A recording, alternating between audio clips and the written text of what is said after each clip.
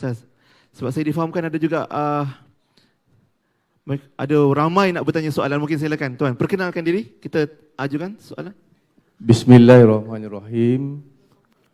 Ahlan wa sahlan Habib. Nama saya Zulkifli bin Muhammad. Saya seorang pelakon.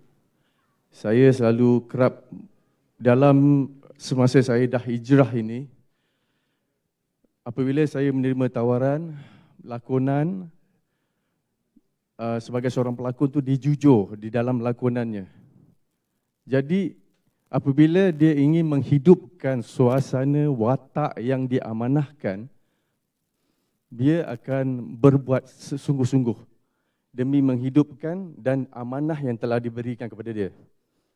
Contoh, dia akan daripada mata, dia akan menzahirkan kalau dia bersama kekasih, bersama isteri pinjaman di dalam lakonan, dia akan melahirkan aura nafsu melalui mata, melalui gerak badan dia untuk menampak dan menghidupkan suasana. Dan kadang-kadang terlajak bersentuhan bukan mahram. Subhanallah. Itu masalah yang kerap berlaku. Baik, terima kasih Abang Zul. Belum. Abang Zul minta maaf pendekkan. Saya pendek. Ramai menunggu. Itu Terima baru kasih. mukadimah. Baik. Khair. Soalannya,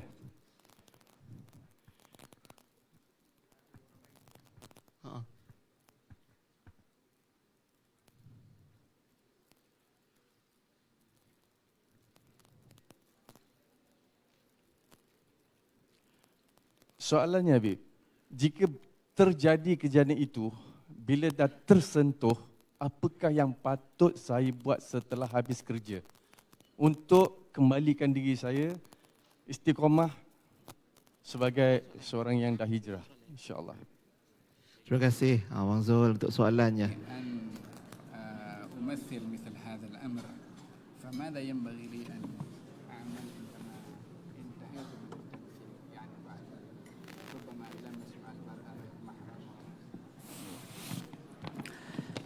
لا يتأتى تحريم ما أحل الله ولا تحليل ما أحل الله تعالى ونحن وإياكم عبيد للإله الواحد والحكم حكمه والأمر له.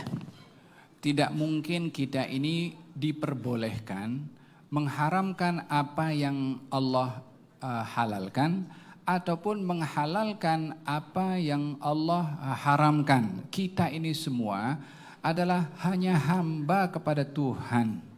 لأن هذا الحق للإله وحده تجرأ عليه بعض الناس في عالم الدنيا وقالوا أنظمتنا احترموها والتزموا بها وأمام أنظمة الله وأديان أنتم أحرار وأنتم في حرية ففسروا الحرية بالتجرع على الله والخضوع لأنظمتهم هم. Kebenaran itu hanya dimiliki oleh Allah Subhanahu wa taala. Sebahagian daripada orang terkadang tergelincir dengan dikatakan kepada mereka, undang-undang kami kamu mesti patuh dan ikut. Adapun di dalam agama, maka itu adalah merupakan kebebasan individu dan pribadi. Ini yang kadang-kadang berlaku kepada seseorang sehingga di dalam hukum hakamnya Allah kita dilihat untuk bersikap bebas dan boleh sebagai hak pribadi, tapi dalam undang-undang yang dibuat oleh mana-mana syarikat atau mana-mana kelompok mesti diikuti. Yang sebenarnya patut diikuti siapa? فسواء كان الفعل المباشر محرم ويجب من وقع فيه أن يتوب وليس لمن لم يقع فيه أن يحدث نفسه بالعمل ثم التوبة بعد العمل أو كان مثيرا للغير كذلك فإن من دل على هدى كان له من الأجر مثل أجور من تبعه ومن دل على الإثم كان له من الآثام مثل آثام من تبعه.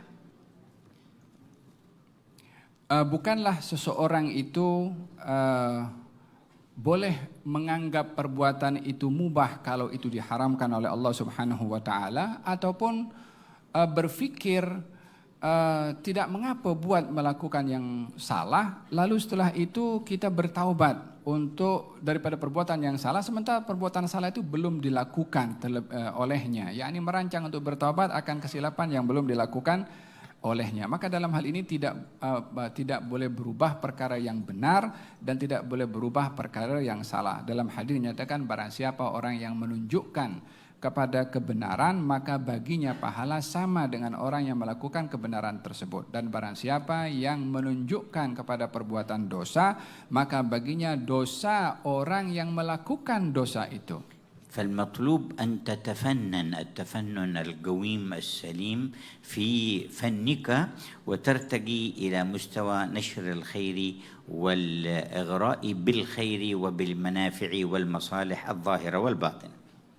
Yang perlu diminta kepada orang yang terlibat dalam lakonan adalah berlakunlah dalam lakonan-lakonan yang bermanfaat dan juga lakonan-lakonan yang baik untuk menyebarkan kebaikan dan juga kemanfaatan.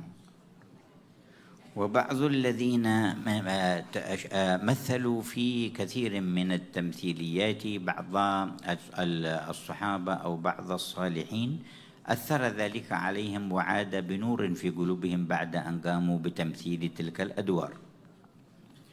Sebagian mereka golongan orang-orang seni yang mereka berlakon dengan lakonan orang-orang yang baik, personality yang baik. Ketika menjiwai lakonan orang yang baik itu, setelah mereka selesai daripada berlakon, mereka pun berubah perangainya menjadi orang yang baik karena menjiwai orang yang baik itu dalam lakonannya. ومن الجميل أن تتطوروا أنتم فتكونوا أنتم الذين ترسمون التمثيلية ومقاصدها وأهدافها وتحددون أدوارها ولا تكونوا مستأثرين لمن يضع لكم وأنتم تقولون أمرنا وطلب منا بل أنتم مروا واطلبوا أيضا بما تقيمون من التمثيليات الهادفة الطيبة التي تنفع المجتمع.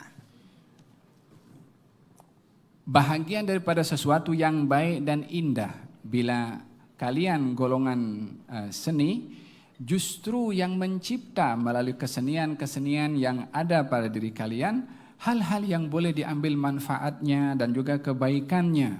Sementara antum kalian ini sebagai seorang yang memiliki skill dalam seni tersebut dan tidak menjadi orang yang dipaksa, disuruh, diminta, yang hanya menjadi pak turut kepada sesiapa yang memintanya. Bahkan jadilah kalian orang-orang seni yang meminta dan memerintah dan bukan diminta atau diperintah.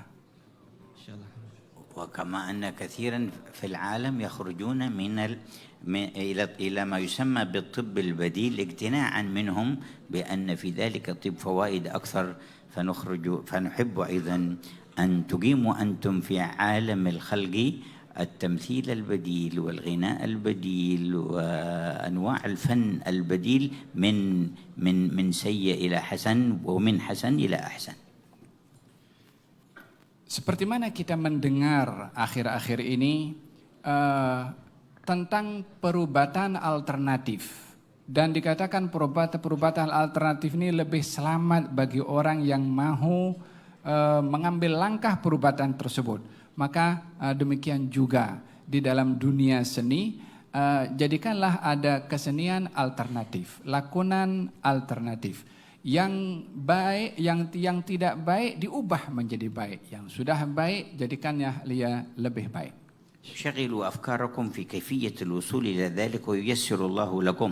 وفي مثل ماليزيا ستجدون فرص وإمكانيات توصلكم إلى هذه المقاصد أحسن من غيرها في كثير من البلدان.